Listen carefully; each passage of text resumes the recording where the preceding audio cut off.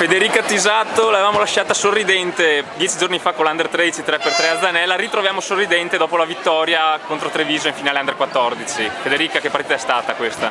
Beh, è stata una partita un po' incredibile, anche se vissuta sempre in maniera concreta e presente, nel senso che questa volta, a differenza della finale di Coppa Veneto con l'Under 14 appunto, abbiamo giocato fino in fondo, nel senso che abbiamo giocato con moltissima umiltà su ogni pallone e quindi siamo riusciti a giocarcela fino in fondo, non solamente un set come avevamo fatto, appunto consci di quello che avevamo fatto proprio alla finale di Coppa Veneto. Cosa ha fatto la differenza oggi?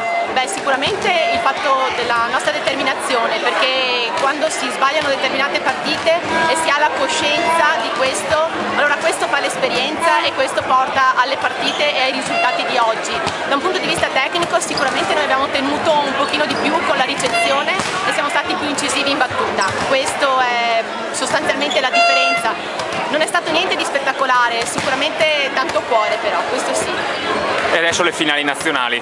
Sì, ci cominciamo a pensare da adesso, perché sinceramente fino a questo momento avevamo pensato solo a giocare al meglio questa finale.